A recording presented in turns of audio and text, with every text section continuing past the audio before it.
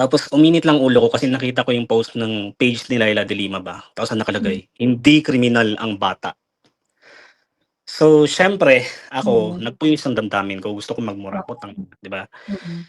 Kasi I've I've been following one horrible case of juvenile delinquency, yung Magwad siblings, Mm. and nakita ko yung autopsy, nakita ko kung paano kinarni yung dalawang bata ng Oh kapwa my God! bata.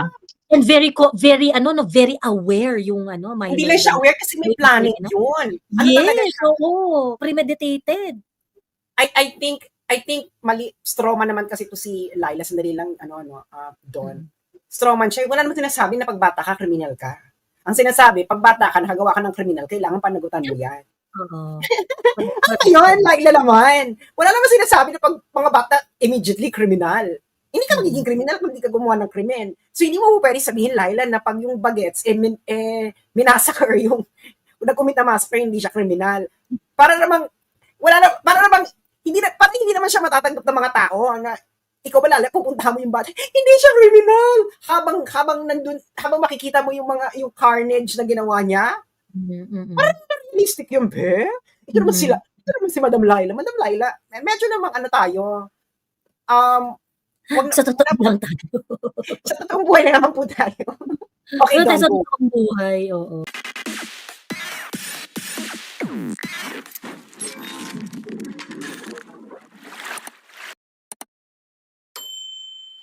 So anyway, hello Don, bye dear. It's your time. Yeah, Joey, maybe you don't remember nagkita tayo sa Duterte rally. Ah, really?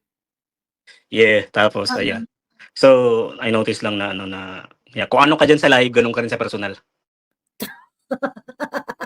True. So, Totoo yan. actually, yung isang gusto ko lang pag-usapan, very out of topic talaga siya. Very out of topic, okay lang ba?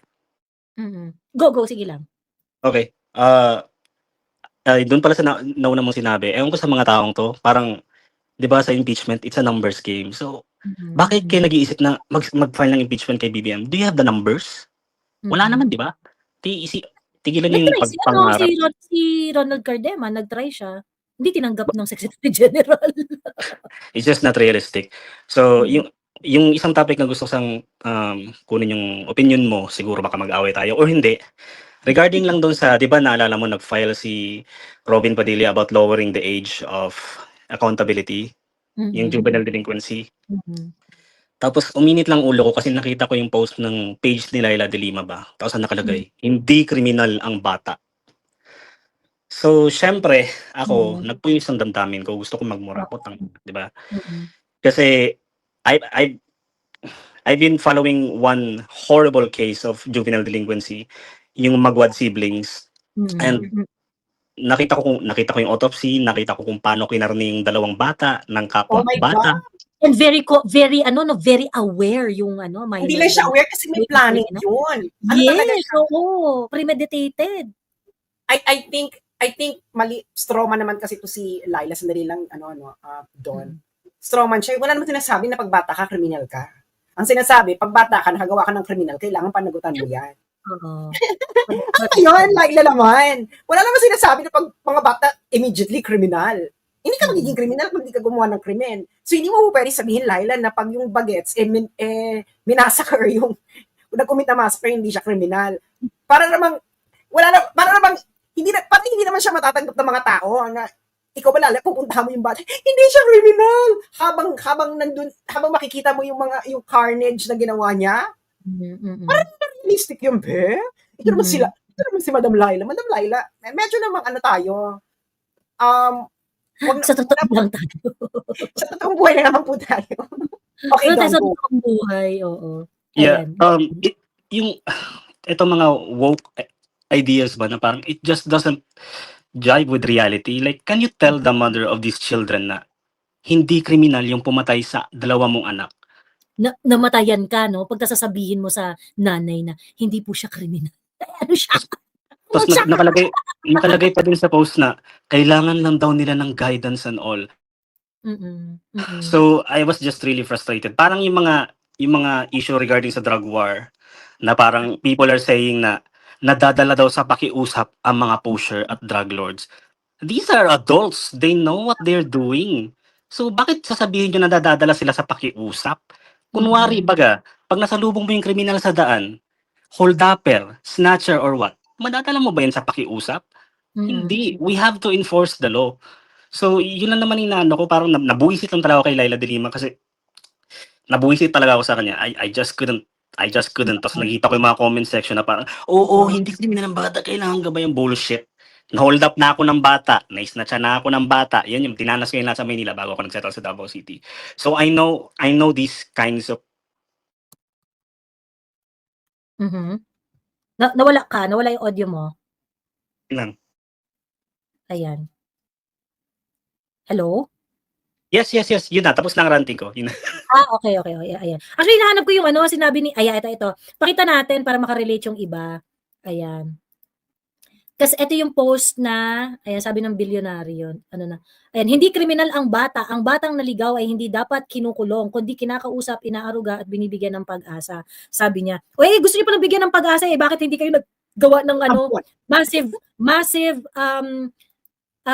facility na para magbigay ng magkakausap sa kanila, mag-aaruga sa kanila at magbibigay sa kanila ng pag-asa. Sino ang gagawa niyan? Ang weird. Can Laila really talk to the parents of the siblings who were murdered? Yun ang test nun eh. For me that's the test na if you're really serious about what you're saying, go to the victim. Tell them exactly what you're saying. Or patirahin niya sa bahay niya yung mga bata na gumawa ng carnage. Ang krimen. Exactly. Pwede naman Laila kasi kailangan scientific. Kausapin niya, arugain niya at bigyan niya ng pag-asa. 'Di ba? Kasi total, yung minor na pumatay ng mga yung gumawa ng krimen, ng rape, 'di ba, ng murder, 'di ba? Kunin mo sa bahay mo, patirihin mo doon, kausapin mo, arugain mo at bigyan mo ng pag-asa, madam. 'Di ba? Walk the talk. Ayun. Anyway, ayan. Hello, Don. Meron ka pa gusto idagdag, Don? Wala na. Yun lang. Sana sa next Duterte run, kita ulit tayo. Yun lang. Oo, nandun kami. Ayan. Ayun. So, actually, may, yung kasi, yung, hindi rin naman ako, to be fair, no, hindi rin ako ganun ka sold doon sa, yung parang, yung as Robin presented yung lowering the age of criminal liability. Hindi rin ako parang 100% sold doon. Only because, gusto ko meron sanang mas mekanismo na na that can accommodate yung mga bata na pwede mo pang i-reform vis-a-vis yung mga bata na kasi kagaya sa Amerika, parang bago i-try yung bata, meron munang trial whether or not siya ba ay papapanagutin mo na katulad ng similar din sa pagpapanagot sa isang adult, or siya ba ay papanagutin mo na itatrato mo siya na part ng children. So kumbaga parang yun muna yung test. Kasi nga kailangan mong i-decipher muna kung siya ba ay fully aware dun sa ginawa niya. Kung fully aware siya dun sa ginawa niya, kung merong discernment, para meron pa silang gagawin na discernment test. Kung fully aware siya, like for example yung sa magwad yung sa magkapatid, yung pumatay ng magkapatid na magwad, oo. Yun, fully aware siya. Pinlano niya. Kumausap pa siya ng mga tao and things like that, ganun. So, ibig sabihin, kung fully aware siya na gawin yung mga ganung bagay, at yung mga bagay na yon ay kayang gawin ng isang adult, yung ganung klaseng krimen, di ba? Conscious siya, talagang meron na siyang sense of, meron na siyang discernment then probably that person should be tried as an adult and suffer the consequences as an adult, ganun. Pero kung kunwari, meron yung mga insidente na merong mga insidente na hindi talaga naiintindihan nung bata yung ginawa niya, alam mo yon, yung there should be a way to determine it psychologically or what, ganun. So maybe mapupunta siya doon sa mga bagay na mag-a-accommodate doon sa bata na yun para ma-reform siya. But for that, we need a facility. We need programs in order to accommodate yung mga ganong sitwasyon. So, ang dapat nating i-ready doon, yung mga institution na maaaring mag-accommodate doon sa mga bata na gusto pa nilang i-reform kasi nga parang bata pa 'to, eh, mare-reshape pa 'to, yung mga gano'ng ano ba, mga gano'ng konsiderasyon. So, if we're going to lower the criminal liability, that would mean that across the board ita-try mo yung bata as an adult, gano'n. Ngayon, paano nga yung ibang mga sitwasyon na maaaring wala ngang discernment yung bata do'n sa ginagawa niya and maaari pang ma-reform yung bata na yun? Siguro depende sa gravity ng crime, ganyan. Depende sa gravity ng crime, depende sa ano, kasi kung kunwari kung murder, rape, yung mga gano'n, tangina imposible namang walang discernment yun, eh, 'di ba? Imposible namang walang discernment yun. Lalo na yung rape, 'di ba, parang libog yun, eh, 'di ba? Libog yun, eh, gano'n. Pero siguro kunwari mga petty crime pa lang, ay, sige puwede nating i-reform 'yan, 'di ba? Puwede nating i-ano 'yan. Uh, And if I may add, Miss Joey, okay lang ba? yes, go Tinkerbell. Maybe what she is missing here is yung point na hindi naman we are not only talking about like i-judge yung bata na criminal siya. The benefit of this law, if this is passed, is finally may deterrence na sa paggamit sa mga bata sa mga syndicates, sa mga illegal activities. Oo. And more than that, yung mga magulang, yung mga guardian, may magagamit na silang panakot sa mga bata na, "Hey, kailangan mo maging responsableng bata, kailangan mo maging discerning." Kasi ngayon may batas na kahit Correct. minor de edad ka, puwede kang May makulong, puwede kang consequences. masagot. May Correct. consequences, oo. Ngayon, hindi natin nagagamit sa mga bata yan. As a matter of fact, ginagamit ng mga bata yan as a tool para makagawa sila ng mali. Dahil alam nila na may batas na ganyan na 'pag minor de edad sila, I They can know take someone advantage of it. Oo. personally who have attempted to kill many, like ako kilala ko siya personally. Alam mo kung nasaan siya ngayon after so many attempts, nakapatay siya talaga ng tao. One when he was still a minor and one when he was already an adult. So naging recurring siya na kumbaga Mm. personality niya na 'pag gusto niyang Oo. patayin, pinapatay na niya. Kasi Oo. nakakawala naman siya, eh. Pero this time yung pinaka-recent hindi na siya nakawala. Kasi Oo. matanda na siya, puwede na siyang makulong. Pero kung bata pa siya, na-arrest na yun, baka nagkaroon pa siya ng moral kumbaga development na, ay mali Oo. pala yung gano'ng ugali. Buti na lang hindi ko nagawa ng bata ako. Yung gano'n ba, Miss Senator, ay sorry, Representative Leila de Lima. Sana yung gano'ng level of thinking sa street level ba, magkaroon kayo. Hindi yung kung ano lang yung naririnig ninyo in the four corridors of your mansion or your friend's mansion. Oo. Unhinged kasi yung ano nila, eh, 'no, yung appreciation nila sa mga ganitong bagay, eh, na ang tingin nila yung minor is an angel. True, hindi po lahat. Ang mga minor sa kalsada na nagra-rugby, tunaw na po Oo. ang utak nila. Oo. Lagi nilang inaano na hindi yung nandun sila sa ideal situation parate, yung wala silang appreciation ng realidad na, ah, lalo na sa pamilyang poor 'no, sa pamilyang poor, hindi yan ano, nahaharap yan dun sa mga social realities na, yung parents nila, unable na mag-provide, so many of them would have to work, many of them would have to face the harsh reality of life, ganyan. So ibig sabihin, nakikita na nila yung mga ano, nakikita na nila yung kumbaga maraming mga bata lalo na kung nandun ka sa ano 'no, nandun ka sa, part ng population na nasa na mahirap ka na part ng population. Maagang mag-mature yan, eh, maagang mag-mature yan. So ngayon sila nahaharap talaga sila sa mga realities ng buhay. Ngayon, yung iba naman na kahit mayaman-yaman sila, kung alam nila na the law will save them, 'di ba? Wala ngang deterrence, gano'n. Agree ako sa sinabi mo, Tinkerbell, na parang above anything else ang importansya kasi nung batas na yun, it will serve as a deterrence, eh. Kasi maiisip nung minor na, ay merong consequences. 'Pag meron akong ginawang di maganda, may consequences 'to.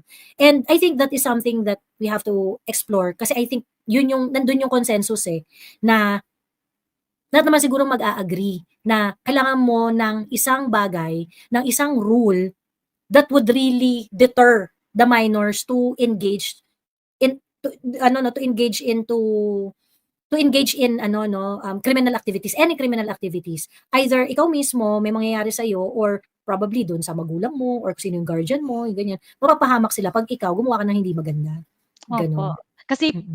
ano yun, kumbaga nasa primal instinct yun ng tao. Our emotional drivers when we make decisions is fear, Mm. shame, and disgust. That's Mm. why para sa'kin yung tokhang talaga is very effective yun because it has the three: fear, shame and disgust. Takot Mm. ka na makulong, mamatay, Mm. kahihiyan kasi 'pag nalaman ay posibleng, kumalat sa community ninyo, and disgust kasi that time, during PRRD's time, malaki ang disgust level ng mga Pilipino kapag nalalaman ka na addict ka, pusher ka. So, ak tapos naman na tayo siguro sa usapin whether it was successful or not, but for me, I will forever advocate and tell my children, my grandchildren, and the future generations that that was the most successful campaign against drugs that was ever Mm. launched in the Philippines because it covered Mm. all the emotional drivers that drives people to do bad stuff talaga. Mm. Mm. Totoo. Eh, tsaka di ko alam iba na rin kasi siguro parenting ngayon, eh, 'no? Kasi nung yung mga ka-batch ko diyan, di ba yung mga magulang natin, ganun naman talaga tayo pinalaki na yung hindi ka po puwedeng gumawa ng masama kasi 'pag gumawa ka ng masama may consequences 'yan, 'di ba? 'Pag hindi mo tinapos ang pag-aaral mo, 'di ba, 'pag hindi mo tinapos ang pag-aaral mo within the required period, hindi na kita pag-aaralin, yung mga gano'n. 'Di ba gano'n yung mga parents, yung at least yung yung generation ko na they are really going to discipline you by telling you na kung meron kang gagawing di maganda may consequences 'yan. Ewan ko, kaya lumaki akong takot na shit, kailangan ko sundin yung nanay ko or yung tatay ko kasi tangina 'pag hindi ko sinunod may mangyayaring di maganda, gano'n. And it forces discipline. Hindi ko alam, I agree, Miss Joey. kasi ngayon, iba na ngayon yung parents, parang masyado ng masyado ng parang, "Hindi, okey lang 'yan. Ano bang ginawa mo? Ganyan? O sige, okey lang 'yan." I don't know, we have to find a balance. Basta Iba ako na agree ako, Miss Joey. Yes, Jake, go. Agree ako sa sinabi mo, para siguro tayo ng magulang nung lumalaki. Na Mm. kailangan to, gawin mo. Pag hindi to pag ginawa, yari ka.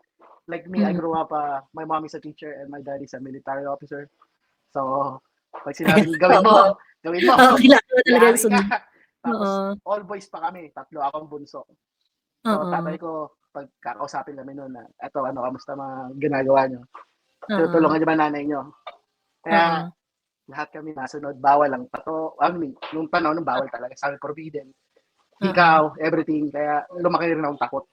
Mm. Kaya, yung sinabi nila, dito ka mag-aral, doon ako nag-aral kahit ayoko. Kasi wala akong magagawa eh. Sila nagpapaaral sa akin. So, sunod lang ako. It's not fun, but lumaki naman ako ng matino. Yun lang. Oo. Ayun. Sabi ni Ali, bukod sa takot tayo sa parents natin, may takot din tayo may takot din tayo sa people with authority like teachers, police, basta matanda sa society. Totoo. Ngayon hindi na takot yung mga estudyante sa teachers. Pagka hindi nila nagustuhan yung teachers, nirereklamo nila. Talaga? Oo. Ganun na ngayon. Yung kasi, yung batch ko nung high school, siguro 60% ng batchmates ko, teacher. So ngayon, mga na sila, school principal, mga department head, mga master teacher, mga ganun na. Ayun. So, nagkukwento sila ng mga experience nila. Ganun na, Bex. Pero yung isa kong kaklase, binigyan niya ng hindi niya binigyan ng grade na ina-expect yung estudyante niya na grade. Hala, nareklamo siya. Pini-TA siya. Ay, Miss Nareklamo Joey, siya. Mm-mm. totoo yun kasi nanay ko minsan na high blood eh. Nagalit siya talaga. Nung nagtuturo pa siya, talagang may estudyante talaga na sobrang kulit. Talagang halos gusto niya saktan pero hindi na magawa. So, nangyari sa kanya. Siya na high blood siya, end up siya sa clinic. Kaya, Tapos hindi niya kasi pwedeng pagalitan, hindi niya pwedeng sigaw-sigawan at salitaan. Hindi. Diba? I mean, naiinis ka na lang eh. Talaga maiinis ka na lang eh. Pero, yeah, I end up na sa siya, clinic. Kasi na high blood. Siya yung nag-adjust, ayun. Well, kasi parang iniiwasan, kasi di ba masasakit naman talaga magsalita yung mga matatanda nung panahon. Nung tayo yung bata, masakit talaga magsalita yung mga matatanda di ba? Na talagang dadaot-dautin talaga tayo yung mga ganon. Pero, ngayon tumatanda ako, na-realize ko, na yung mga pandadaot ng mga matatanda na yun, kahit papaano, nag-contribute yun para maging mentally tough ako. 'Di ba? May ambag. If you're going to take it positively, later on, you will realize na, na, may silbi rin naman yun. Of course, syempre, nasaktan ka nung bata ka na parang, ano ba dito, ganyan. But, yun yung challenge You have to really rise above it and take it positively so that it's going to, strengthen you rather than destroy you. Kasi gano'n naman talaga sa buhay. Pag sa totoong buhay, talagang marami ka naman talagang ma-receive na hindi maganda eh. So might as well be prepared. 'Di ba? Ayun. Anyway, iba-iba na yan talaga ngayon yung mga bagets. Saka masarap makinig sa payo ng mga matatanda, Miss Joey, kasi talaga makakakuha ka ng ng tawag dito. Yung talagang dapat na kailangan mo lang tanggapin. O yung kailangan, tawag doon, kalimutan ko na. Yung isa buhay ba? Nakaya mo na, tama pala yung sinasabi nila nung araw. Kasi nung marirealize pa habang tumatanda ka na, bakit hindi ko sinunod yun? Tapos ngayon nangyayari na sa akin, sana sinunod ko na lang para naging maayos, di ba? Walang masama makinig sa matanda. Yun nga lang, iba ka talaga yung generation ngayon. Sabi ni Jing Cantileps, correct, totoo yan. Yung anak ko nagkwento, yung isang teacher daw nila, di nila gusto magturo, nireklamo nila, Diyos mio, at binigyan talaga nila ng mababang score sa evaluation. Pinagsabihan ko din mga anak ko. Actually, yun yung problema sa UP eh. Kasi sa UP, di ba, may issue ngayon sa UP kasi, narinig mo na ba yun, Sas? Yung sobrang daming Latin honors sa UP. Lalo na pag nasa Mascom ka, lahat ng mga estudyante sa Mascom may Latin honors pag nag-graduate. Ganon. And ako, sa observation ko, ang naging problema kasi doon. Saan yun? Saan yun? Sa UP. Talaga? Oo. Bakit? Ewan ko, di ko alam kung anong trip yun sa UP. As in, anong nasa UP ako, mahirap mag-Latin honor Talagang alam mo, feeling ko kaya nagkaganyan, masyado naging generous sa grading yung mga teacher. Kasi nga, dahil nga doon sa evaluation, yung sa teacher's evaluation. Bakit? So, pag binigyan mo ng mababang grade yung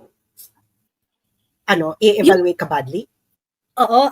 Yes, ganon. So, pag ako Di ba dapat ang teachers, iba kasi sa Pilipinas kasi sa Pilipinas kasi nagbibigay ka ng grade. Nagbibigay ka talaga, di ba sa Pilipinas kasi, ang grading, hindi siya, may mga assignment, tapos gigrade mo yung assignment. Ganyan pa rin ba sa university sa Pilipinas hanggang ngayon?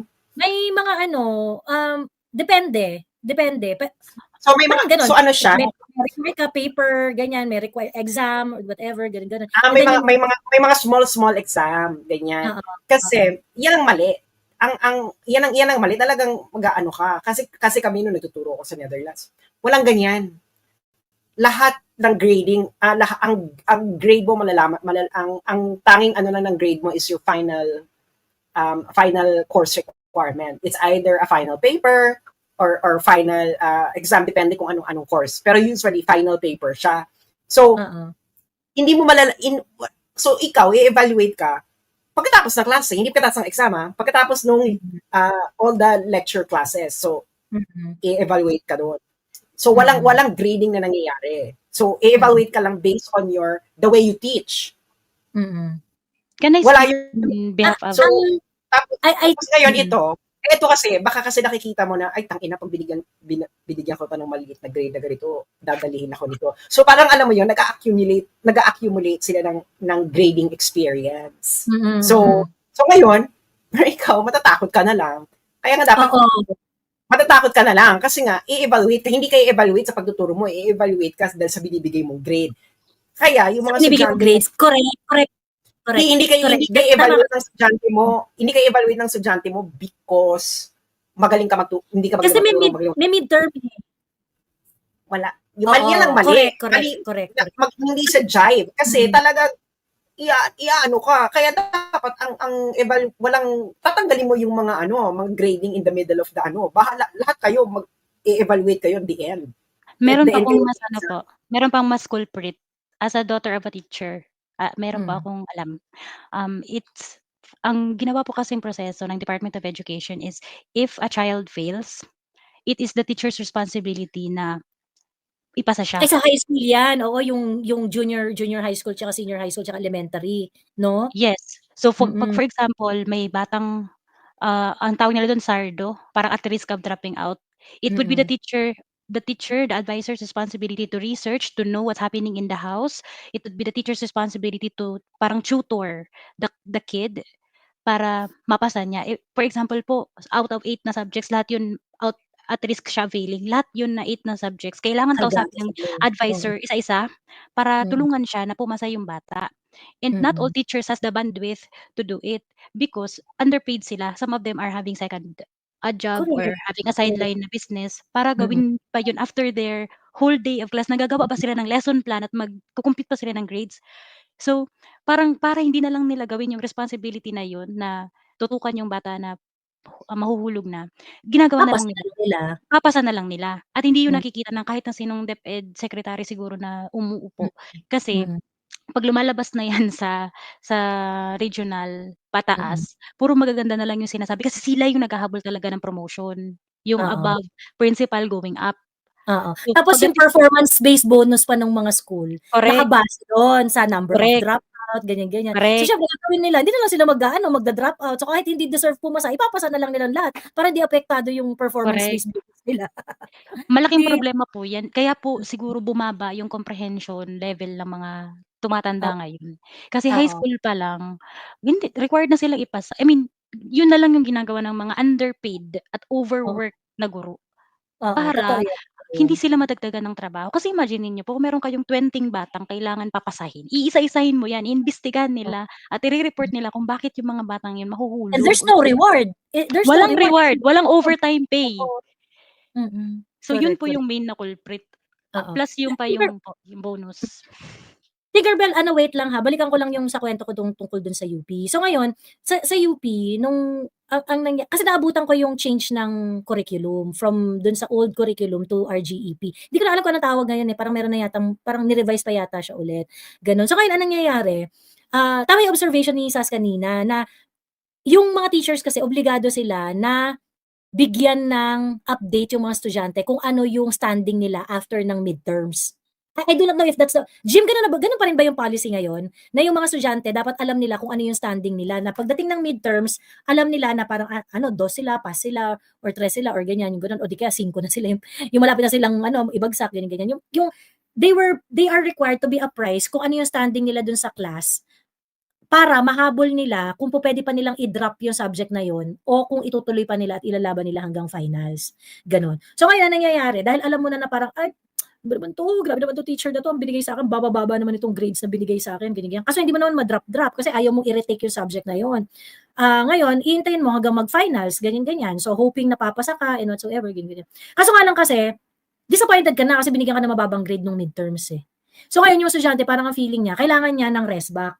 So, ang rest back niya, yung evaluation. Usually, ang evaluation sa UP nangyayari before mag-finals or after mag-finals.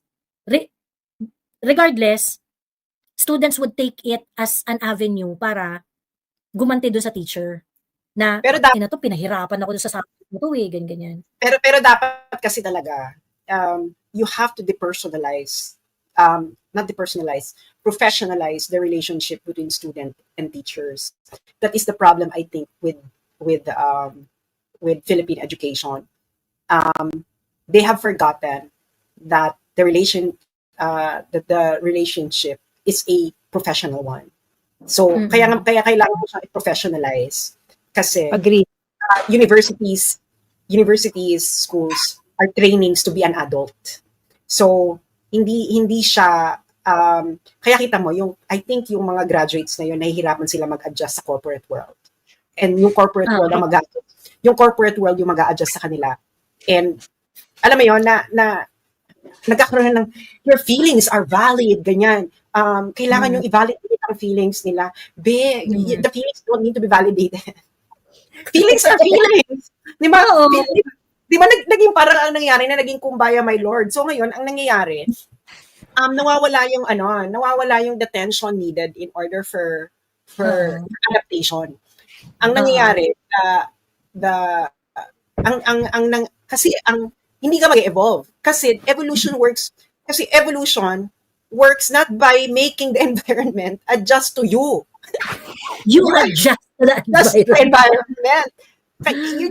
Yun yung hasaan, Kaya nga, kasi, as human beings, we have tremendous propensities, We are a product of, 4 billion years of evolution. Nandiyan na lahat sa'yo. You have no excuse. You have absolutely no excuse not be able to adapt because you are a product of 4 billion years of adaptation. Ngayon, kung hindi ka naman naniniwala sa evolution, you were created in the image and likeness of God. So, So you so you don't understand the profundity of both those views, no? Either the evolutionary view or the theological view. That means that you have vast potential, no? Vast potential in order for you to make it in any environmental conditions. Okay? Kasi pala for a billion years, you inherited that. You inherited that in your makeup as a human being. Kung hindi ka naman naniniwala sa evolution, you inherited the image and likeness of God. Bex, di ba? Hindi mo pwedeng lalampa-lampa ka dyan. Kaya nga kaya kita mo yung mga magulang natin, no? They seem to be more, how should I say this? Hinasa sila ng panahon, because they didn't grow up with all the comforts and conveniences that we have. But of course, mangangapa sila ngayon sa technology. Pero pag tanggalin mo yung technology ngayon, bakla, I'm pretty sure a lot of people wouldn't know how to navigate a world without technology, no? Like, for example, dalhin mo yung mga city boys sa bundok, I'm pretty sure they wouldn't even know how to navigate the mountain. Di ba? Or to make a fire or whatever. Kaya yun yung actually, it's not survival of the fittest. It's the survival of the likeliest. Okay? It's not the fittest. Not all the fittest survive.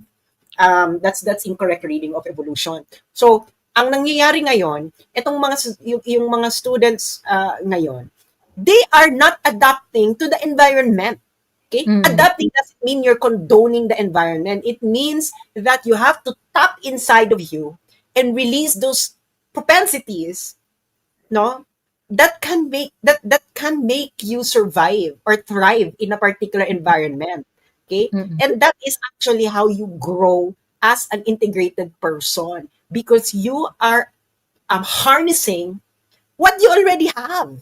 You're developing what you already have. Kaya ngayon, di ba, parang nanuloka ako na maraming, alam mo yan, Joey, kahit sa DDS.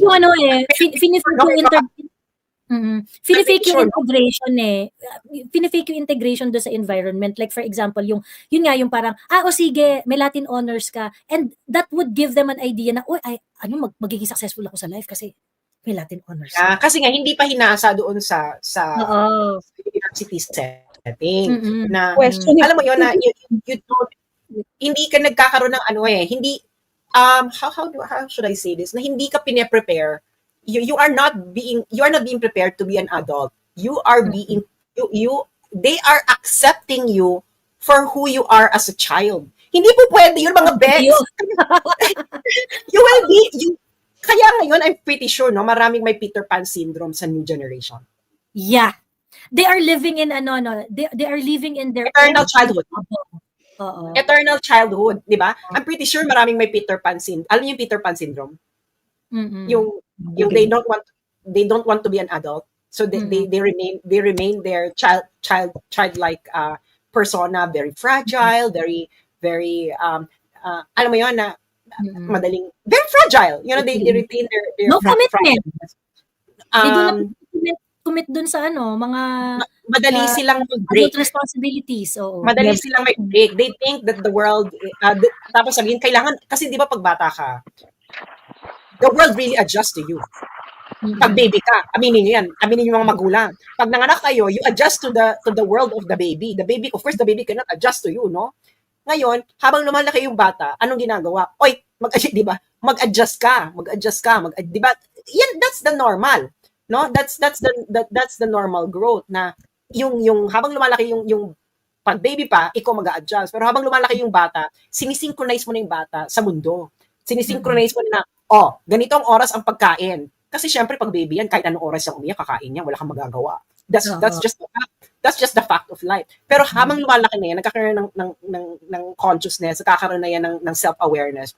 You start to synchronize whatever the child is doing to society na bawal shut up, wag kang gagan, di ba? That's how people are being molded. Ngayon, ang nangyayari ngayon, tinatanggal na yung friction, no? The friction on how you should be molded. Parang ang iniisip na nila ngayon, pag pinanganak ka na, that's it. Kailangan na lang habang lumalaki ka, that's it. You are already fully formed. But I'm sorry to burst your bubble. Until you die, you are still not fully formed, no? Until you breath your last breath, you're still not fully formed. You're continuously developing. And development requires friction. It requires you to push back, to fight. You have to harness your internal courage. So ngayon, ang nangyayari ngayon, no? Ina-adjust na nila yung mundo ng adults doon sa mundo ng mga estudyante as if the students are still babies. Totoo. Kaya ang fragile, they're living in their own tiny bubble. At, when the bubble burst, wala na. 'Di ba? Hindi sila makakope na parang, ganito ba kasama ang mundo? Ganyan naman talaga ang mundo ever since. Kaso nakatira sila dun sa bubble nila na once that bubble is burst, 'di ba? Like for example, ayan, binigyan na sa Caterman Latin Honors. Tapos pagdating sa workplace, parang, may Latin Honor ka, iba ng tanga-tanga mo. They offend sila kasi parang feeling nila, you cannot call me tanga. I have Latin Honors. 'Di ba? Ganon. They're not used to the yung harsh reality of life. Just to round up yung point ko tungkol dun sa yung sitwasyon nga dun sa UP. So anong nangyayari? They have to, yung mga estudyante, feeling nila they have the right to get back at their teachers na, inano mo kami, ang tawag dito, ang pangalan nito, yung inano mo kami, binabaan yung grades ko, so babalikan kita, ganyan. So bababaan niya ngayon yung evaluation ng teacher. Ngayon yung interest kasi ng teacher is that, sa UP kasi, yung evaluation ng estudyante, malaki yung malaki yung points niya, whether or not, ma-retain ka na magturo for the next semester. Not unless tenured ka na professor. But even if you are a tenured professor, kapag laging mababa yung evaluation mo, may rin yun, may, kumbaga parang, meron ring consequences yun dun sa professor. Ganon. So ngayon, yung mga instructor, yung mga non-tenured na mga nagtuturo sa UP, because they want to stay teaching in the UP, ganyan. Ang gagawin nila, natapos nila magbigay ng grades para masaya yung mga estudyante. 'Di ba? So mas malaki yung chance that they are going to stay teaching in the university. So yung vile na yung vile na cycle na yun, I think that's one of many reasons kung bakit nag-degenerate yung education sa UP. So yung mga estudyante, parang feeling nila, gagaling nila kasi ang taas ng grades na binibigay sa kanila ng mga professor. Hindi nila alam, yung professor, nagbibigay mataas na grade kasi ayaw niya masipa sa UP. Ayaw niya masipa sa UP kasi umaasa siya sa magandang evaluation ng mga estudyante. Ganon. So ngayon, kaya, diba, yung mga estudyante, karamihan, bloated ego. Ganon. Lalo na yung mga estudyante sa Basco. So sorry. Mga estudyante sa Mascom sa UP, lahat kayo Latin honors. Etchosin niyo ako. Diba? Etchosin niyo ako dyan. Lahat kayo. I actually just noticed this kasi bumalik nga ako sa university para mag-aral, para kumuha ng degree. And dati, I remembered, dati kasi parang brutal tayo, di ba? First, second, third, and the rest, they don't give a shit anymore. Now, ang dami naming first honor, ang dami naming second honor, ang dami naming everyone may honor. Tapos parang naisip ko, talaga bang honor to mga kasama ko or what? Kasi naalala ko nung bata-bata pa ako. It was just first, second, third and then the rest wala na. So everyone, yung first, second, and third dati, those were actually parang, sila ba? Talagang pinakamagagaling. Tapos ngayon kami, first honor, ang dami naming first honor. May cut-off yun. May cut-off before ang mga honor. Kailangan talaga, pag first siya, yung talaga yung pinakamataas na grade. Tapos, kung yung susunod, yung, parang it's so difficult to have a tie before. Yes. No, it's so difficult to have a tie kasi talagang meron talagang difference ng bets. Naalala ko doon kasi 'di ba, tuwing graduation may top 15 lang ang tinatawag diyan, top 15. Ako talaga nakapasok talaga ako sa top 15. So sabi ko talaga, "Oh my God!" Tapos ang dami hindi nakapasok na, alam mo 'yon, na hindi sila actually na-surprise din ako na hindi sila nakapasok.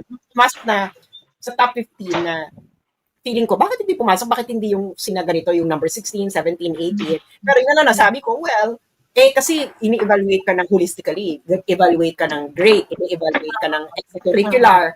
Elementary pa lang kami nito, kaya kailangan mo extracurricular ka. Saka meron kang, para kang whole person ba? Well-rounded ka dapat. Hindi po pwedeng, I I don't know kung ganun pa rin ngayon. Parang hindi po pwedeng Hindi na. hindi po pwedeng akad lang. Hindi lang po pwedeng akad lang. So, kaya yung nangyayari nun, mahirap mag-tie. Walang tie. You cannot have 10 number 1. Kasi ibig sabihin, pare-pareho kayo. No. yun yung maganda doon. Yun yung maganda doon. Tapos, ewan ko at ako kasi noong panahon na yun, pag, hindi ako napasok ng number ganito, alam ko kung bakit ako nag-fail. Yun ang sabihin ko, ganito pala, edi gagalingan ko sa ganito, ganyan. Hindi ko biniblame, ewan ko, kayo ba biniblame nyo ba yung teacher nyo noon pag kayo nag-fail? Ako, I never blame my teachers.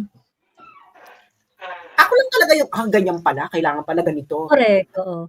Kasi sa totoo lang, pagka nagpunta ka naman sa, kunwari, o nag-fail ka, parang feeling mo hindi ka trip ng teacher, kaya kasi hindi ikaw yung nag-top 1, ganyan. O sige, at that time, mababadrip ka siguro, mababadrip yung estudyante na parang iniisip niya, merong teacher factor, things like that. But that is actually the picture of the real world. Na pagdating sa real world, meron talagang mga times na, may mga ganong eksena talaga. So, how are you going to prepare yourself in handling those kind of situation? I'm not saying na, tanggapin na lang ba natin na unfair yung situation, na ganyan-ganyan. Hindi ganon. Pwede mo, naman yan ang mas magandang dyan is that, how are you going to rise above it? Diba? How are you going to rise above it? Kasi nga, at the end of the day, you should always focus on yourself na parang, para maging number 1 ako, kahit hindi ako type nitong teacher na to, hindi ko siya bibigyan ng reason para hindi niya ako piliin na magtapon. So you're going to work twice as hard. Diba? You're going to work twice as hard so that yung teacher mo, wala na siyang palag. Beck, sige na, ikaw na ang bakla ng taon. Ay, ako nga, no, kaka-add ko lang yung isa kong teacher, literature teacher. Ang una ko talagang bungad sa kanya. Natatandaan niyo pa ba, ma'am? Nung book report, kasi i-announce siya kasi yung pinakamataas, no? Sabi ko, maasin pa kayo. You begrudgingly said na hindi talaga ako nabibigay ng 100 Hindi talaga, sa lahat ng pagtuturo ko, hindi talaga ako nabibigay ng 100 dahil hindi ako naniniwalang may perfect. Ganyan. Di ba ako maasim? Pero ito talagang, sabi ko, kinonsult ko pa si Mrs. Elemento. Si Mrs. Elemento yung teacher. Sabi ko, justify ba itong bigyan ng 100? Kaya maasim talaga siya. Can you imagine na imbis na tuwa siya na may 100, talaga maasim pa talaga siya, maasim, begrudgingly. Tapos, hindi ko naman feeling ko na ako, no? Dahil, akala ko talaga yung isa kong, sabi ko, si ano yan? Yung talaga yung isip ko, si ano yan, ganito. Kaya itong tinawag ko, para ako nanalo, para ako tinawag sa top 3. Hindi na ako pala yun. Tapos nung binigay niya, hindi mo siya matuwa. Talagang nakismit pa siya. No? Parang, ayaw niya. Alam mo yung ayaw niya, pero napilitan na lang siya. Ganyan. Tapos kinukwento ko sa kanya. Tapos may nag-post siya recently na hindi po pwedeng, may nag-reflect siya recently sa post niya na why are we tolerating mediocrity among our students? Ganyan. Hindi, parang inaano niya na hindi to pwede, hindi sila magta-thrive. Wala si Sas. Ayan, naghang si Sas. Pero Joe, hindi ba na, I mean, halimbawa, on the other hand, kung halimbawa yung mga estudyante nag-take ng exams, tapos yung exam na yon, ang daming bumagsak. Di ba nag-reflect yun dun sa performance or sa isang teacher? Kasi dito, ang alam ko, halimbawang may exam, tapos bumagsak yung marami, majority, konti lang yung pumasa. Meron parang committee yung mga students na pwede nilang sabihin dun sa professor na, teka lang, meron yata mali dun sa... May ganun merong group of mga students na sila yung nakikipag-usap dun sa teacher na may communication na bakit parang hindi makadeliver ng... Hindi naman makadeliver, hindi nagawa ng gusto yung role ng teacher na makapagturo. May ganun dito Pero walang personalan, hindi yun yung parang sige, pag hindi mo pag-exam, mababa yung grade. In extreme situations, kasi pag ganun, syempre parang power tripper lang yung teacher, wala siyang pinasa, wala siyang mga ganun. I think it warrants an investigation. And those situations are very, kumbaga parang outlier yun na parang, yung teacher naman talaga walang ipapasa. Parang sobrang imposible naman nun, di ba? It will really reflect on them as a teacher. Kasi syempre, before ka mag-start ng class, magbibigay ka na ng reading material magbibigay ka na nung outline ng klase mo So, ibig sabihin, binigyan mo na sila ng pathway on how to pass your class. So, ngayon, pagka walang pumasa diyan, edi syempre parang gaano ka kapangit na teacher pag walang pumasa diyan, 'di ba? Correct. So, Pero walang it evaluation yung mga estudyante, "Teka lang i-evaluate ko na 'tong teacher ko." So, siyempre nga naman yung teacher katulad ng sinabi mo, naku po paano ba 'to 'pag hindi maganda evaluation sa akin ng mga teacher machuchugi ako dito sa school na 'to. Parang hello, ano ba yun? Mm. 'Di ba? Ayun. Well, yun nga 'no, so parang feeling ko kapag kunwari meron naman sigurong mga ganong situation, yeah, I think it warrants an investigation. Pero, siyempre may standard, eh. Like for example, kung this year walang bumagsak, the previous year ba walang pumasa? Ay, alam mo yun, yung kumbaga parang they are following that. So ibig sabihin baka nasa quality ng mga estudyante rin yun, 'di ba? Nasa quality rin ng mga estudyante rin yun na hindi siguro nila sinunod or hindi, 'di ba? So I think it will warrant an investigation. Perhaps fair lang naman yun kung gano'n.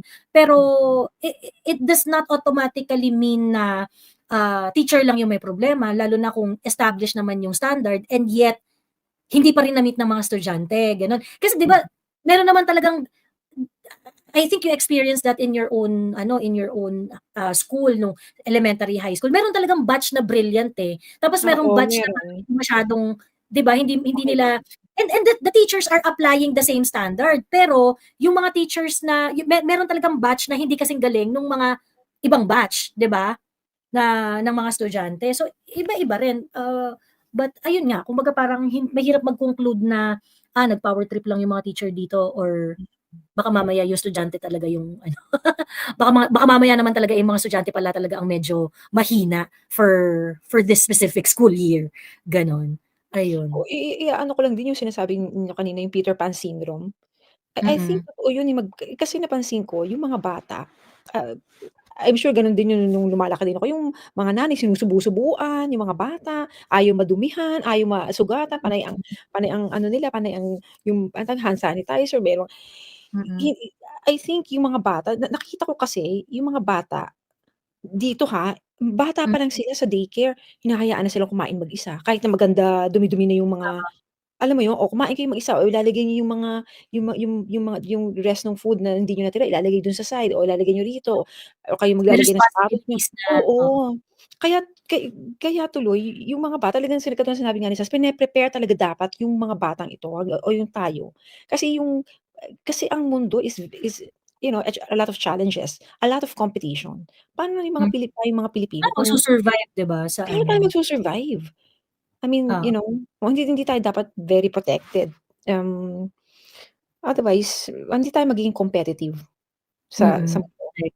Hindi tayo magta-thrive, Hindi tayo 'di ba? magta-thrive. Dun lang Hindi tayo sa hindi sarili natin, nating oo, oh, yung very, very important na dapat matutunan ng individual is to develop the ability to adapt to our environment. Deprive natin yung mga kabataan natin nun, correct. 'di Pero ba? masyado natin silang pinrotect and, kaya din katulad din nung yun nga yung